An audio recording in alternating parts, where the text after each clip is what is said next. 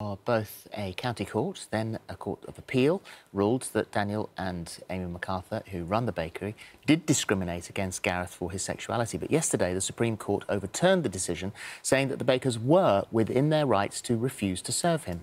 Well, we're joined now by talk radio presenter and gay rights campaigner Cristo Foufas and Simon Calvert from the Christian Institute. Welcome to both of you. So the Supreme Court delivers its unanimous judgment. It says Ash's refusal to bake the cake was not discriminatory. Lady Howe, President of the Supreme Court, said the objection was to the message on the cake and not to the personal characteristics of Mr Lee. And Simon, you say actually this is key, that it was the objection to the message. So in actual fact, this was a ruling about free speech. That's exactly right. It's about compelled speech, whether people should be compelled by law to help promote ideas that they profoundly disagree with. So the ruling is good news for everybody, whoever you are. This doesn't have to be a ruling that divides Christian people from gay people, because, in fact, Christians and gay people and other people all run businesses. And if you run a business, occasionally there might be times where you're asked to do a job which involves you in investing yourself and your creative energies in helping to promote somebody else's ideas when those ideas are totally opposed to your own. A lot of people run businesses where they have a strong ethos, whether it's to do with the environment or whether it's to do with their religious belief, or whether it's to do with being gay.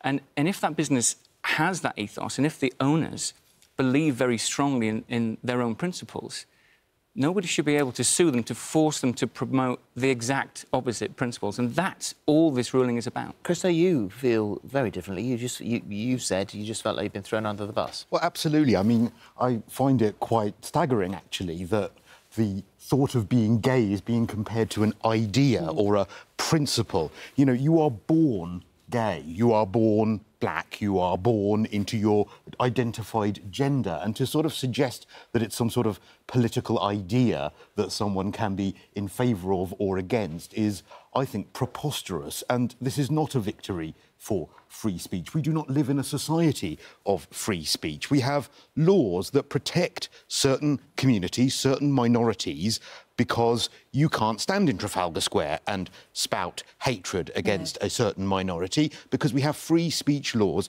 that protect those people. And so I think it's a really sad day that essentially a message of equality has been rejected by the Supreme Court. If it's a message of equality, it doesn't seem very Christian to say that it's not the right thing to do. Well, Peter Tatchell would not have been touring the studios yesterday celebrating this ruling if he thought for 1 minute that it diminished the rights of gay people.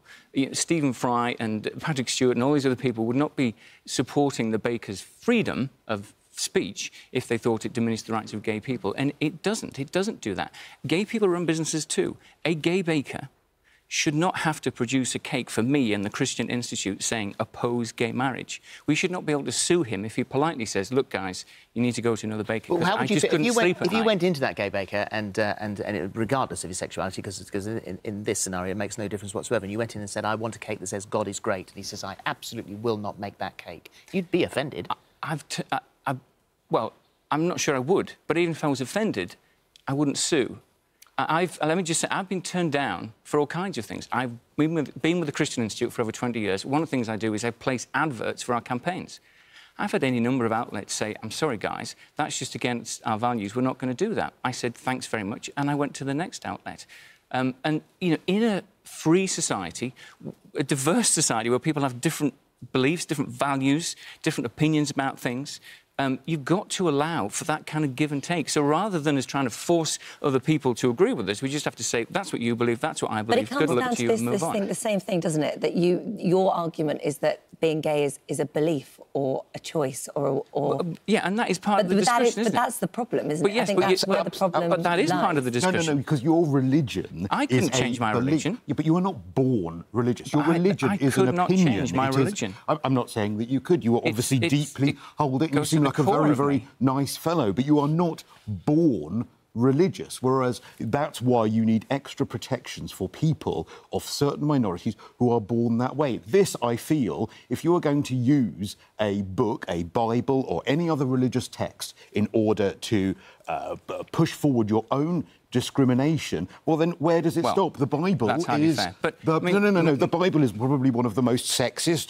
racist publications you could read. Well, What next would you be... Let's sit down afterwards. Should you be able to turn down a women's equality message on a cake because the Bible suggests that women should be subservient to men? Of course not. I'm very happy to have a long discussion about what the Bible teaches about women and sexuality and everything else. We can do it afterwards. Let's meet for coffee. But that's not what this is about. The question I have for you is, should a gay baker be forced to bake my cake for me? Should a Muslim baker be forced to do a cake that has a cartoon of Muhammad on it? No. That would be horribly offensive. Again, you are equating a religion to someone's sexuality, whereas one is an opinion that can be taken or left, like a political opinion. The other is someone's absolutely way in which they are born. And that is the difference. You can't choose your race, you cannot choose your gender, you cannot choose your sexuality. You can choose discrimination, you can choose religion, and that is your choice. But then what you're saying is that we should not have a right to our beliefs, that gay rights should come first. But don't open a business over religious rights. Don't open a business where you may well... tolerant society, don't open a business where you may well encounter people who are going to come in and have opinions. So you've gone further than that, because you've gone further than that. You said that the religion should be practised in private. Well, if it's going to affect other people's lives in the way in which this has, absolutely. I'm sorry. Don't open a church is great. Go to your church. Go to your mosque, but do not open a bed and breakfast where you're going to, unfortunately, turn away people who are born gay. That's whoever that person happens to be, whatever their religious beliefs are, then you're doing exactly the same to them as you're alleging was done to you. One is a decision and one is not. Because you're religious, you can't open this. No, because one is a decision and one is not. Or be religious and open it and be tolerant to different people. Actually take the parts of the Bible that preach tolerance and love and don't cherry-pick the parts of the Bible that preach hatred. What impact will this have on the gay community or any minority community? Well, I think it's sad that we are seeing, since Brexit, rise in some rather unsavoury opinions that are coming to the surface. Gay hate crimes are on the rise. Yesterday was, World Mental Health Awareness Day. You've done amazing work on this programme on mental health, yet Mind say that the LGBT community are much more likely to suffer a mental health problem. The Supreme Court, you're quite right, have thrown the gay community under the bus. Once again, let's just reiterate, this is a message of equality that you are arguing against. Well, the idea that the 5 judges of the Supreme Court are going to unanimously issue a ruling which, diminishes the rights of gay people is just preposterous. It's a good news ruling, it's good for everybody, and it's something to be celebrated, that it's a strong underlining of the great British tradition of free speech. Thank you.